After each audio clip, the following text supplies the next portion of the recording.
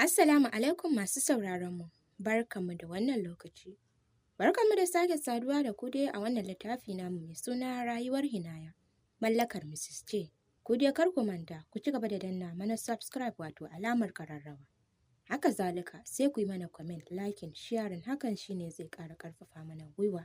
Ni ce dai taku kamar kullum Shamsiya Salihu Sharif wato Binti Salihu, wacce zan ci gaba da karanto muku wannan littafin. Bismillahirrahmanirrahim. Rayuwar Hinaya, babi na 9. Masu sauraron mu idan ba ku manta ba, a baya mun tsaya ne inda muka ji Momi ta ce, sosai kuwa, yanzu ki bani account number ɗinki zan saka miki miliyan 2. Na ne muka dakata a baya, yanzu kuma za mu ɗora. Dije ce ta ce, kar ki damu ta wajena, ba sai kin biya ba, ai kin wuce wannan a wurina. Mom ce ta ce, ba za a yi haka ba. Buɗe jakarta ta ɗauko ɗaurin kuɗi guda 3 ta bawa Dije. Nan suka ci gaba da fira, amma hankalin Dije yana ga tafiyar da za ta yi gobe, saboda ta samu damar cika burinta. Bata bar asibitin ba sai da magariba ta yi, nan suka ajiye da Momi nan da kwana 2 za ta ga sakamako kana ta tafi. Mom kuwa daɗi ta ji kamar an yi mata bishara da gidan aljanna. Dadi ya zo ya duba su Adam shi da Amna suka kawo musu abinci kana suka tafi saboda Momi ta ce a nan za ta kwana. Hassan kuwa sai magariba ya fito zuwa masallaci bai dawo ba sai karfe 9. Kidin motar sai ya ɗauka zai fita sai ga Hinaya ta shigo. Kallonsa ta yi kana ta ce, yaya Haisam, mu je ka ci abinci tun safe baka ci komai ba. Bai yi magana ba ya fito a bedroom ɗin ya bar ta nan tsaye, bayansa ta biyo ta shiga kicin ta haɗa mai komai da hannunta mai lafiya. Kana ta ɗauko ta ajiye mai tuwon shinkafa ne miyar ɗanyar kuɓewa. Ta ji naman rago da mai shanu sai zoɓo, ajiye mai tai. Yana zaune sai danna waya yake yi kana ta ce bismillah ya Haisam ga abincin. Ajiye wayar ya kana ya sauka kan kafet ya fara cin abincin kamar baya so. Bai ci da yawa ba, saboda bai cika son tuwo da daddare ba. Zobo ya sha kana ta kawo mai roba da sabulun wanke hannu ya wanke hannun nasa. Kana ta saka hannu za ta kwashe kayan ya ce, ban saka ki ba. Kwashe kayan yayi ya dawo ya ce, ɗauko maganin ki sha ina so in fita. Bata kalle sa ba ta ce ban ci abinci ba fa. Cewa ye, ni ne na hana ki cin abincin? Girgiza kanta tai kana cikin muryar shagwaba da ta zame mata jiki ta ce, a'a, hannuna na dama ne ya karye kaga ba zan iya ci da hagu ba. Ɗagowa ya suka haɗa idanuwa kana ya ce, to sai aka yi yaya. Cewa ta sai ka bani abincin mana na ci. Ta faɗa tana turo ɗan ƙaramin bakinta. Sai da tsigar jikinsa ta tashi saboda yadda ta yi magana cikin shagwaba. Kawar da kansa ya kana ya ce, ke, ni ba bawanki ba ne. Kar ki laɓe da wannan ciwon ki na saka ni aiki don ba zan yi ba. Hinaya kuwa ɓata fuska ta kamar za ta yi kuka cikin shagwaba ta ce, ni dai sai ka bani. Tana faɗin maganar ta riƙo hannunsa, fuske hannun nasa ya kana ya ce, idan kika kuma taɓa ni sai na karya ɗaya hannun, fitinanniyar yarinya kawai. Ya faɗa ya shige kicin ita kuma Hinaya wani murmushi ta wanda ita kaɗai ta san ma'anarsa. Bayansa ta bi, tsaye ta gansa kicin ɗin yana dube-dube cewa ta yallaɓai, ba tuwo zan ci ba indomi zan ci ga ta nan cikin tukunya ka kwashe min. Wani haushi da takaici ne ya kama shi ya ce, idan kika matsa min wallahi sai dai yunwa ta kashe ki wallahi ba zan baki da hannuna ba. Ganin yadda yake haɗa rai dole ta shiru. Plate ya ɗauka ya kwashe indomin tas da kwai kana ya fito. Zaune ya same ta ƙasa, shi kuma ya hau kan kujera. Fara bata indomin ya saboda mugunta katuwar loma yake bata kuma da zafinta. Sai dai kawai Hinaya ta ramtsa idanuwa. Rabin indomin ke shiga ganin zai hallaka ta tace yallaɓai na ƙoshi. Cewa ai baki isa ba gaba ɗaya sai kin cinye ta wallahi. Nan da nan ya ci gaba da ɗora mata ita sai mutsu-mutsu take yi. Har ta cinye indomin nan ta sha ruwa ya ɓallo magani ya bata ta sha. Kana ya ɗauko na shafawa a goshi. Ya ce ta matso ya shafa mata magani. Ba musu ta matsa ya matso maganin a farce ya aza a saman goshinta. Fara shafawa ya wani irin zafi Hinaya ta ji na ratsa da ta fara ƙoƙarin janyewa. Aiko ya janyo ta jikinsa ya matse ta kana ya shafa mata maganin hadda mugunta. Ƙara danna goshin yake. Tsabar azaba sai ta shige jikinsa tana tura mai fuska ta cikin rigarsa. Tana goga mai ɗan ƙaramin labbanta. Wani yarar Haisam ya ji gaba ɗaya jikinsa ya mutu wata kasala ce ta saukar mai. Gashi ya kasa ɗauke hannunsa a goshinta yana son ya janye ta jikinsa ya kasa komai. Ita ko Hinaya jin shiru sai ta ƙara lafiya a jikinsa nan da nan bacci ya kwashe ta.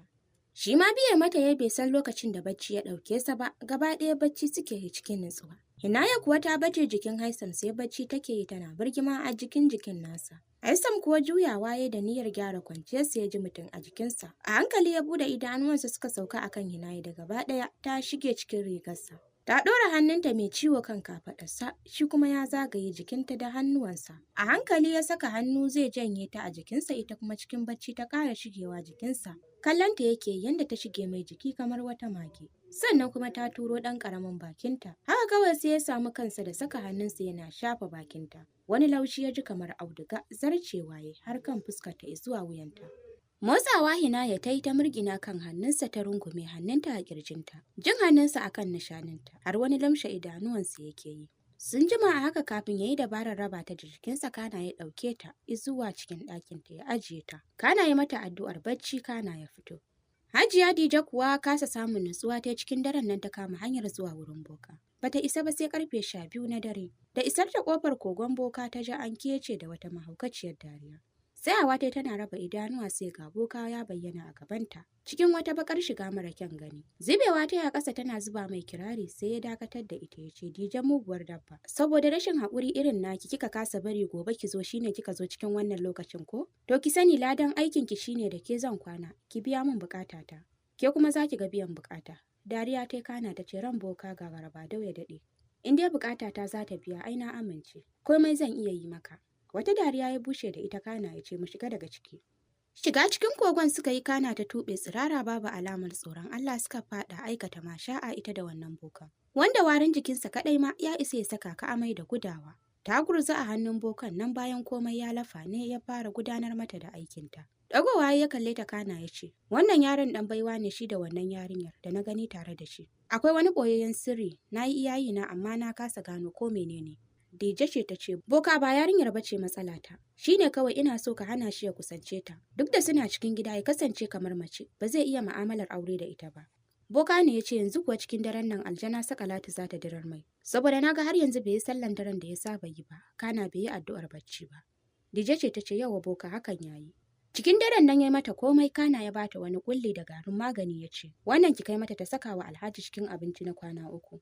Ranar da kwana 3 ya cika, ki shafa wannan kullin. Ki san yadda za ki yi ku yi ido biyu da shi daga nan magana ta ƙare. Wani ihu Dija ta yi tare da rungumar bokan nan suka ƙara komawa ruwa.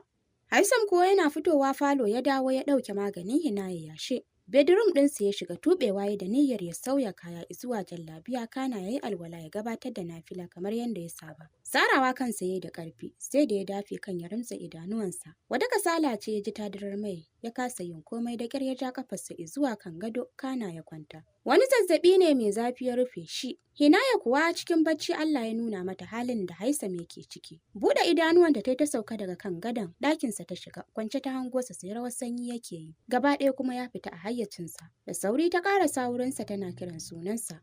Mom kuwa ganin kamar Dije ba za ta yi mata yadda take so ba. Cikin daren ta bar asibitin nan ta ja motar ta sai wani ƙaramin ƙauye da ke hanyar zuwa Jigawa. Wurin wani boka ta tsaya kana ta fito kai tsaye ta shiga cikin bukkar. Babu alamar tsoro ko kaɗan. Tana shiga wani tsoho ne zaune kan buzunsa. Sai kayan tsibbinsa yana ta wasu abubuwa. Ya jima a haka kafin ya ɗago ya kalle ta tun kafin ta yi magana ya dakatar da ita ya ce.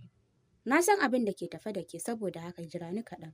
Shiru Momi ta yi kana ya tashi ya shiga wani ƙaramin ɗaki ya ce ta biyo shi. Haka ta shiga kana ya ce ta tuɓa kayan jikinta ta kwanta kan buzun da ke shimfiɗe babu musu ta yi abin da ya saka ta. Kana ya haye kanta ya fara haƙarta sun jima kafin ya sauka ya fito ya barta ta mai da kayan jikinta ta fito. Wani ƙullin magani ya bata tare da wata laya ya ce ta binne a cikin gidan. Matsawar ba a tona wannan layar ba, to Haisam ba zai taɓa kusantar Hinaya ba, saboda duk ɗinsa ba za ta kuma tashi ba. Garin maganin kuma ita za ta yi amfani da shi tana tsuguno. Matsawar dadi ya kusance ta za ta juya shi yadda take so. Godiya ta yi mai sosai kana ta zuba mai kuɗaɗe ta fito. Gida ta wuce cikin dare ta binne layar cikin fulawoyi kana ta yi wanka ta koma asibiti. Saboda sai ta koma gida take son ta yi amfani da maganin. O ni ko na ce Haisam yana cikin wani hali, wannan mugun abu haka, wa me ya kashe wa Momi ne? Ta ce ita ce ta hallaka ummansa, yanzu kuma shi za ta hallaka, mu je dai zuwa masu sauraro. Hinaya kuwa ganin jikinsa har fuska yake zama ta kusa da shi ta ɗora hannayenta a kansa.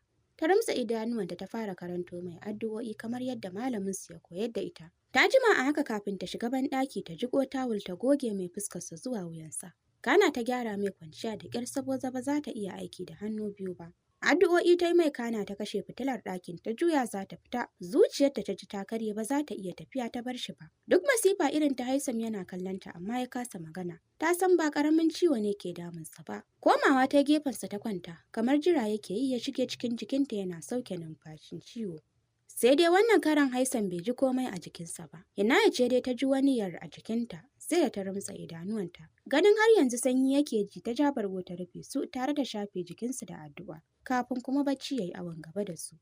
Ko da asuba ta yi Haisam jikinsa ya warware kamar ba shi ba. Kunya ce ta kama shi ganin yadda yake kwance jikin Hinaya. Ita kuma ta makale mai numfashinsu na sauka a fuskar juna. Tunani ya shiga yi me ya kawo ta bedroom ɗinsa. Tuna abin da ya faru ya kana ya janye jikinsa a hankali. Banɗaki ya shiga wanka ya fara yi kana ya alwala ya fito ya nafila. Masallaci yake so ya fice saboda an kusa ta da sallah. Inaya kuwa sai bacci take yi rungume da filan da ya ajiye kusa da ita. Ana idar da sallah ya dawo gida saboda ya taimaka mata ta yi alwala ta yi sallah. Har lokacin bacci take yi, tsayawa ya akan ta kafin ya saka hannu ya ballan mata bakinta da ta turo kamar yarinya. Zafin da ta ji ne yasa ta bude idanuwanta cike da bacci take kallon sa. Cikin shagwaba ta ce cuta ba kyau. Waro idanuwansa yayi kana ya ce, "Ke, ni ne macuci?" Gyara kwanciyar ta kana ta ce, "A'a, ni fa ban faɗa haka ba." Mamaki ta bashi ya ce, "Oke, ƙarya ne miki kenan." Shiru dai saboda ta koma bacci. Firij ɗin ɗakinsa ya buɗe tare da ɗauko ruwan sanyi ya zuba mata a wuya. Babu shiri ta tashi zaune tana turo baki. Haba yallaɓai menene haka?